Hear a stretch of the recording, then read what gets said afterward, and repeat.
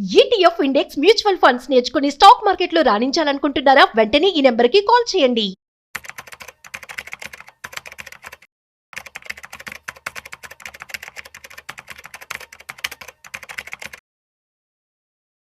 నమస్తే, welcome to Suman TV. నేను విష్ణు. ప్రస్తుతం మనతో పాటు నెక్స్ట్ జెన్ సొల్యూషన్స్ నుంచి ఫైనాన్షియల్ అడ్వైజర్ మెరుపుల మధు గారు ఉన్నారు. సార్తో మాట్లాడదాం.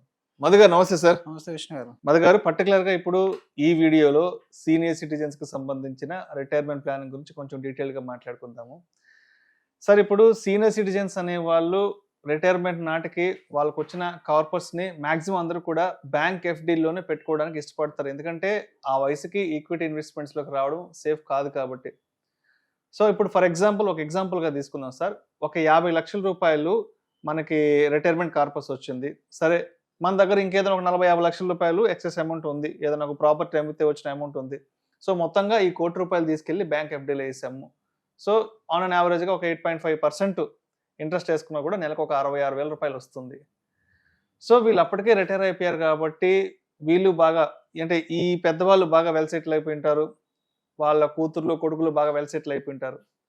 సరే, ఇప్పుడు ఈ 8.5 చొప్పున నెలకు ఒక 66,000 రూపాయలు వస్తుంది. సో ఈ వచ్చే 66,000 రూపాయలు అనేది అంటే వీళ్ళకి ఏం పెద్దగా ఖర్చులు ఉండవు కాబట్టి 66,000 మనకి ఇంత అవసరం లేదు, దీంట్లో ఒక సగం ఖర్చు పెట్టుకుందాము, మాక్సిమం 30-35 వేలు ఖర్చు పెట్టుకుందాం, మరొక 30-35 వేల రూపాయలు మనం వేరే ఏదైనా ఇన్వెస్ట్మెంట్స్లోకి డైవర్ట్ చేసుకుందాము అని అనుకున్న ఆలోచన ఉన్నప్పుడు మరి ఆ మిగతా 30-35 వేలని ఏ ఇన్వెస్ట్మెంట్లోకి మనం డైవర్ట్ చేసుకోవచ్చు అంటారు అసలు?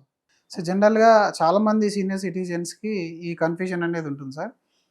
అయితే 2 రకాల సీనియర్ సిటిజన్స్ ఉన్నారు. మనం ఇప్పుడు ఎక్స్పీరియన్స్ అయ్యే సీనియర్ సిటిజన్స్ ఇంకా డిఫరెంట్ ఉన్నారు. పాపం వాళ్ళు ఏళ్ళ తరబడి పడ్డ కష్టం, ఆ రిటైర్మెంట్ కిట్ అంతా కూడా చాలామంది వాళ్ళ సొంత రిటైర్మెంట్ ప్లానింగ్ వాడట్లేదు ఇప్పటికీ. ఎవరో ఎడ్యుకేటెడ్ ఫ్యామిలీలో ఉన్న చాలా వరకు కేసెస్లో వాళ్ళు ఎఫ్డీ చేస్తారు. ఈవెన్ చాలామంది ఎఫ్డీ కూడా చేయని వాళ్ళు ఉంటారు. ఆ ఎఫ్డీ చేస్తే ఆ బ్యాంక్లో పెట్టడం ఎందుకు, అదేం పెరగదు అనే కాన్సెప్ట్లో ఉన్న వాళ్ళు కూడా చాలామంది ప్రాపర్టీస్ కొంటారు. అండ్ డిఫరెంట్ బిజినెస్లలో కొడుకు కానీ కూతురు కానీ ఇచ్చే ఛాన్స్ అనేది ఎక్కువ ఉంటుంది.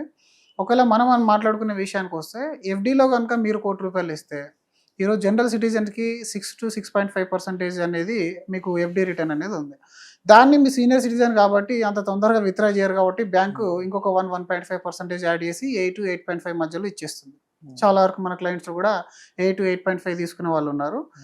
సో ఇప్పుడు వాళ్ళ క్వశ్చన్, దీన్ని నాకు వచ్చే ఇంట్రెస్ట్ ఏదైతే ఉందో 60-50 వేలు ఉన్నదే ఇద్దరం, ఏం చేసుకుంటాం? 60,000 వెల్ సెటిల్ కాబట్టి చాలా మంది చేసే మిస్టేక్ ఏంటంటే గ్రాండ్ చిల్డ్రన్ కి ఒక 50% ఆఫ్ ద రిటైర్మెంట్ కార్పస్ రాసేస్తారు. ఎందుకంటే ఇక కొడుకు ఇస్తే వాడు ఏం చేస్తారో నమ్మకం ఉండదు, కానీ మనవాడి పైన ఎక్కువ నమ్మకం ఉంటుంది. సో అలా రాసేయడం వల్ల ఏమైందంటే రానున్న ఖర్చులు పెరుగుతూ ఉంటాయి. కాబట్టి ఇప్పుడు ఖర్చు లేదు, ఎందుకంటే మీరు మొన్ననే రిటైర్ అయ్యారు, కొంత కార్పస్ చేతిలో ఉంది, ఇప్పటిదాకా ఉన్న ప్రాపర్టీలు అమ్మక కొంత సొమ్ము వస్తుంది. కానీ ఆఫ్టర్ 10-15 ఇయర్ ఇప్పుడు మీరు బయట చూసుకుంటే మెడికల్ ఇన్ఫ్లేషన్ చూసుకోండి, మీరు ఖాళీగా ఉంటే విహారయాత్ర వెళ్తారు. ఇప్పుడు రకరకాల ఇన్స్టాగ్రామ్లో మనం ఎవరిదైనా ప్రవచనం విన్నామంటే డెఫినెట్గా ఏదైనా ఒక టెంపుల్కి వెళ్ళాలనిపిస్తుంది. ఈ యంగ్ ఏజ్ ఉన్న మనమే కంట్రోల్ చేసుకోవాలి. ఒక్కొక్కసారి మనం అరుణాచలం గురించి విన్నామంటే ఇమీడియట్గా వెళ్ళాల్సిందే అనిపిస్తుంది, వెళ్ళిపోతాం మనం.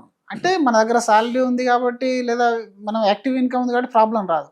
ఆ ఏజ్లో వాళ్ళు ఏమనుకున్నారు, 60,000 మనకు అవసరం లేదు, 30,000లో మన తినుబండరాలు ఎంత ఉన్నా కూడా మహా అయితే హోమ్ నీడ్స్ ఎంత ఉంటాయండి, 15,000-20,000 అయిపోతుంది. ఈరోజు ఎక్స్పెండిచర్ చాలా ఎక్కువ అనుకొని చెప్పేసి 50% వేరే వాళ్ళకి ట్రాన్స్ఫర్ చేసినాం.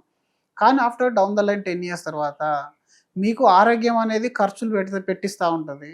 బంధువులకు, కుటుంబాలకు, లేకపోతే విహారయాత్రలో మీరు విజిట్ చేస్తూ ఉంటారు. అప్పటిదాకా మీరు బిగబట్టుకున్న కోరికలు అన్నీ గుర్తొస్తాయి. ఏంటి, నేను ఇంతవరకు బయట టూర్ వెళ్ళలేదు, ఇంతవరకు నేను డొమెస్టిక్గానే వెళ్ళాలి, ఇంటర్నేషనల్ ఎప్పుడు వెళ్ళాలి అనే అన్ని కోరికలు గుర్తొస్తాయి, ఖాళీగా ఉంటాం కాబట్టి. మరి దానికోసం మళ్ళీ ఎవరిని అడుగుతావు? ఎవరికైతే మీరు కార్పస్ ఇచ్చారో వాళ్ళని అడుగుతిస్తారా? ఇవ్వలేరు కదా. సో జనరల్గా మీకు ఆ కార్పస్ని కనుక మీకు అవసరం లేకుండే, ఇప్పుడు అవసరాలకు అవసరం లేకుండే మీరు ఈక్విటీకి రావడం మీకు రిస్క్ అని అనిపిస్తుంది. ఎందుకంటే మీరు దాన్ని ఎక్స్పీరియన్స్ చేయలేరు. యూ బై గోల్డ్, మీరు ఆల్రెడీ గోల్డ్ కొన్నారు, ఇంతకుముందు రియల్ ఎస్టేట్ కొన్నారు, రకరకాల బిజినెస్లు చూశారు, కానీ ఈక్విటీ కొత్తగా మీకు. ఇప్పుడు 50% ఆఫ్ ద అమౌంట్ ఏదైతే ఉందో దాన్ని మీరు ఎఫ్డీ నుంచి వచ్చే 50%ని మీ అవసరాలకు వాడుకోండి. ఇంకా 50% ఏదైతే ఎక్సెస్ ఉందో, సర్ప్లస్, అది దాన్ని మీరు ఎస్ఐపిలో ఈక్విటీ ఇన్వెస్ట్మెంట్ చేయండి. 10 years టైం పెట్టుకోండి, హాయిగా 10 years టైం పెట్టుకోండి. దంపతుల్లో ఎవరికైనా రిస్క్ అయితే ఇంకొకరికి వస్తుంది, అది ప్రాబ్లం అనేది ఏం లేదు. ఇమీడియట్ లిక్విడ్, ఎనీ టైం ఏదైనా ఎమర్జెన్సీ వస్తే లిక్విడ్ కూడా అయిపోతుంది. 50% అమౌంట్, ఫర్ ఎగ్జాంపుల్ మీరు ఒక 30,000 రూపీసే మీరు ఇన్వెస్ట్మెంట్ చేశారనుకోండి, ఆ 30,000 రూపీస్ ఫర్ 15 years. 15 years మీరు దాన్ని టచ్ చేయట్లేదు, ఎందుకంటే మీకు అవసరం లేదు కదా. మీకు అవసరం ఉంటే దాన్ని వాడచ్చు ఎప్పుడంటే అప్పుడు. ఇప్పుడు ఆ 30,000 అనేది మీకు ఎంత కార్పస్ క్రియేట్ చేస్తుంది చూసుకుంటే, మీ దగ్గర ఉన్న ₹1,00,00,000 ఇంకొక 1,20,00,000 యాడ్ చేస్తుంది. సో ఈక్విటీ ఇన్వెస్ట్మెంట్ అనేది. రెండో రకంగా ఇంకొక ఆప్షన్ కూడా మేము చెప్తున్నాం. ఇప్పుడు అదే 50,00,000 లేదా ₹1,00,00,000 ఏదైతే ఉంటుందో కంప్లీట్గా బ్యాంక్లో పెడితే, మనం ఏదైతే గ్యారంటీడ్ అనుకుంటున్నామో return, IRR, interest rate, last 15 years నుంచి మీరు ఒకసారి ట్రెడిషనల్ పాలసీస్ కానీ బ్యాంక్ ఇంట్రెస్ట్ రేట్లు కానీ గమనిస్తే, ప్రతి 10 సంవత్సరాలకి 3 బేస్ పాయింట్లు అంటే 3% ఆఫ్ ఇంట్రెస్ట్ అనేది తగ్గుతూ వస్తుంది. ఒకప్పుడు 15-16% ఆఫర్ చేసిన బ్యాంక్స్ ఇంట్రెస్ట్ ఎవ్రీ 10 yearsకి మీరు లైన్ చూసుకోండి, 15, 12, 9, ఇప్పుడు 6కి వచ్చేసింది. 6 నుంచి ఇంకా తగ్గినాయి కొన్ని బ్యాంక్స్ అయితే. రేపటి రోజున మీకు ఈ రోజు ఏదైతే 8% ఇస్తుందో, ఆఫ్టర్ 10 years తర్వాత ఈ బ్యాంక్ అంతా రిటర్న్ మీకు ఇవ్వదు. ఎందుకంటే అప్పటికి ఇంట్రెస్ట్ రేట్ తగ్గాల్సిందే కంట్రీ గ్రో కావాలంటే. సో డెఫినెట్ అక్కడ తగ్గితే మీకు తగ్గించేస్తారు. మరి ఈ రోజు మీకు 60,000 అవసరం లేదనుకున్నారు, కానీ రేపు పొద్దున 60,000 కంటే ₹1,00,000 మీకు ఖర్చులు అనేది పెరిగే ఛాన్స్ ఉంది. మీ ఇంట్రెస్ట్ రేట్ అనేది తగ్గుతూ వచ్చే ఛాన్స్ ఎక్కువ ఉంది. సో ఈ రెండు రకాలుగా మీరు మళ్ళీ అక్కడ ఫైనాన్షియల్గా స్ట్రెచ్ అయ్యే ఛాన్స్ అనేది ఎక్కువ ఉంటుంది. మీరు ఒక 50% గ్యారంటీడ్ మీరు అనుకున్న బ్యాంకులో ఏదైనా FD చేసుకోండి. ఒక 50% రిస్క్ లేని బ్యాలెన్స్ అడ్వాంటేజ్ ఫండ్లో ఇన్వెస్ట్మెంట్ చేయండి. బ్యాలెన్స్ అడ్వాంటేజ్ ఫండ్లో మీకు మరీ ఈక్విటీలో ఉన్నంత రిస్క్ ఉండదు. 50% ఈక్విటీలో చేస్తారు, 50% మీరు ఎక్కడైతే బాండ్స్లో FDలో చేస్తున్నారో సో మనీ మార్కెట్లోనే చేస్తాడు fund manager through mutual fund. ఇలా చేయడం వల్ల మీరు కావాల్సిన టైంకు కావాల్సినంత మంత్లీ ఇన్కమ్ ఏదైతే విత్డ్రాల్ ఉందో దాన్ని పెంచుకునే ఛాన్స్ మీ దగ్గర ఉంటుంది. ఆఫ్టర్ 5 years తర్వాత మీకు ఏదైనా మెడికల్ ఎమర్జెన్సీ వచ్చింది, కొంత అమౌంట్ ఖర్చు అయిపోయింది, ఇప్పుడు ఎక్కువ ఖర్చు అవుతున్నాయి మనకు మెడిసిన్కి అనుకున్నప్పుడు, FD అయితే గ్యారంటీడ్ కదా, 60,000 కంటే ఎక్కువ ఇవ్వదు. కానీ మ్యూచువల్ ఫండ్ బ్యాలెన్స్లో మీరు ఇష్టం ఉన్నంత పెట్టచ్చు. ఇప్పుడు మీరు కార్పస్ ఎగ్జాస్ట్ అయ్యేంత ప్లాన్ వేసేసుకోండి కదా 90 yearsకి. నా 1 crore కార్పస్ ఎగ్జాస్ట్ అవ్వాలంటే ఎంత రిటర్న్ నేను తీసేసుకోవాలి, ఎవ్రీ మంత్ నేను ఎంత విత్డ్రాల్ పెట్టుకోవాలి. ఎందుకంటే దాన్ని మళ్ళీ మీరు 1 2 కోట్లు కాపాడి నెక్స్ట్ జనరేషన్కి ఇద్దాం అనుకున్నా కూడా అది ఇన్ఫ్లేషన్లో 0 అయిపోతుంది, పెద్ద యూజ్ ఏం అవ్వదు. సో మీరున్నంత కాలం ఒక క్వాలిటీ లైఫ్ని లీడ్ చేయాలనుకుంటే ఇక్కడ కొంచెం డైవర్సిఫైడ్ చేయడం వల్ల మీరు అక్కడ 8.5 వచ్చింది కదా, ఇక్కడ ఒక 10% రిటర్న్ వర్కౌట్ అయినా 9.5 అయినా 1.5% అనేది మోస్ట్ ఎఫెక్టివ్ చూపెడుతుంది మీ పోర్ట్ఫోలియోలో, ఆ 1.5 అనేది. సో ఇక్కడ ఒక రకంగా మీరు FD సేఫ్టీ తీసుకుంటున్నారు, ప్లస్ ఈక్విటీలో ఉన్న బెనిఫిట్ కూడా తీసుకున్నారు. అంటే రెండు రకాలు, ఒకటి కంప్లీట్ FD చేసి దానిలో వచ్చిన అమౌంట్ FD అమౌంట్ను SIP చేయడం, మంత్లీ మీకు కనబడుతూ ఉంటుంది, కొంచెం అగ్రెసివ్లో వెళ్ళొచ్చు. లేదా వచ్చిన కార్పస్ని బయట చేసేసి 50% మీకు నచ్చిన FDలో పెట్టేసుకోండి, 50% బ్యాలెన్స్ కానీ హైబ్రిడ్ ఫండ్స్లో కానీ పెట్టేసుకోవడం వల్ల ఒకటి ఇక్కడ ట్యాక్సేషన్లో ఇండెక్సేషన్ ఉంటుంది. ఇప్పుడు మీకు FDలో వచ్చే రిటర్న్ ఏదైతే ఉంటుందో 66,000 అన్నాం కదా, యాక్చువల్గా మొత్తం అమౌంట్ మీకు రాదు. మీరు ఏ ట్యాక్స్ స్లాబ్లో ఉన్నారో ఆ ట్యాక్స్ స్లాబ్ డిడక్ట్ చేసి మీకు ఇస్తారు. అంటే మీరు 30% ట్యాక్స్ స్లాబ్లో ఉంటే ఆ 60,000లో మళ్ళీ 30% కట్ అయిపోతుంది. కానీ మ్యూచువల్ ఫండ్లో అప్ టు 1.25 lakhs వరకు ఎలాంటి ట్యాక్స్ అనేది ఉంది ప్రాఫిట్ మీద, దానిపైన వచ్చిందని ఓన్లీ 12.5 ఉంటుంది. అంటే మీరు 30%లో ఉన్నా కూడా కట్టే ట్యాక్స్ ఎంత, 12.5% కడతారు. ఒక రకంగా ఇక్కడ మీరు ఇంట్రెస్ట్ కాపాడుకున్నారు, లిక్విడిటీ అనేది మీ చేతిలో ఉంది, అండ్ ఇంట్రెస్ట్ రేట్ యొక్క రిస్క్ కూడా ఇక్కడ ఉండదు, అండ్ మీ మనీ అనేది ఇండియాలో ఉన్న టాప్ 500 కంపెనీస్లో ఉంది. సో ఇక్కడ ట్రాన్స్పరెన్సీ ఉంది. అక్కడ మీరు ఒకటే బ్యాంక్లో ఉన్నారు. ఫర్ ఎగ్జాంపుల్ కొన్ని డిఫాల్ట్ అయిన బ్యాంక్స్ కూడా చూసాం. గవర్నమెంట్ యొక్క సేఫ్టీ కూడా 5 లక్షల వరకు FD సేఫ్టీ వస్తుంది. 5 లక్షలు మించిన దాని మీద సెక్యూరిటీ అనేది గవర్నమెంట్ ఇవ్వదు.